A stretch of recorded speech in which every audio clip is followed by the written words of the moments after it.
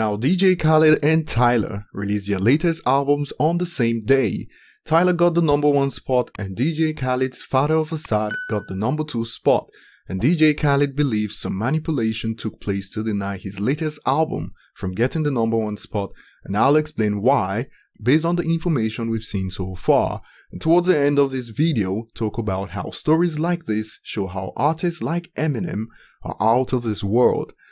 DJ Khaled is already planning a lawsuit against Billboard because of this, and for those who don't understand why he's mad, I'll explain why. Billboard began adding bundles to first week sales of albums, and many have spoken against this practice, myself included. And if it wasn't for bundles added to album sales in 2018 for instance, many artists would have sold half of what they sold in pure sales at the end of the year. Of course, Eminem didn't do this with Kamikaze, but like I said last year, the numbers these days can easily be manipulated thanks to bundle deals, discounts, and even music streams.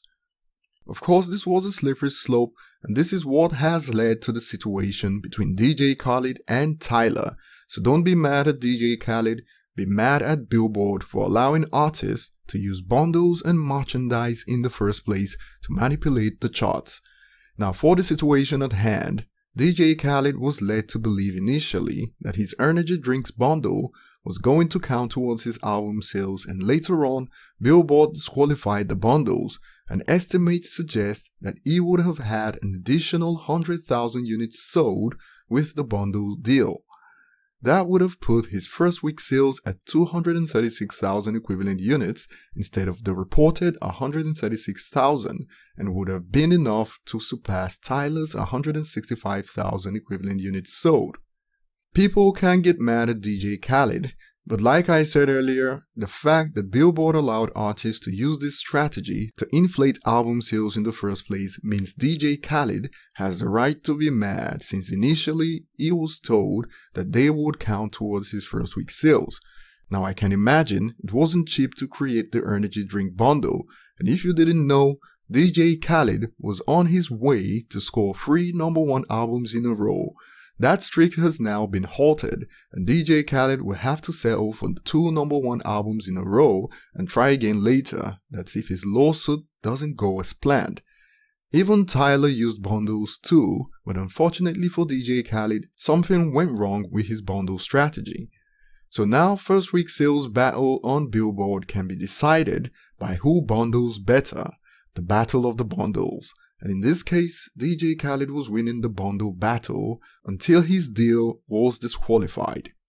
Now that you guys have seen how valuable a #1 album really is, last year it was Nicki Minaj complaining, and this year it's DJ Khaled. Do you think it's time Billboard disqualifies bundles when reporting first week sales? While you think on it, let's talk about Eminem's chart success for a while. If you've been following this channel for a while, by now you should know that Eminem is the top artist of the 21st century, and now we revisit Eminem's #1 albums in the United States as a solo artist, a duo, and group.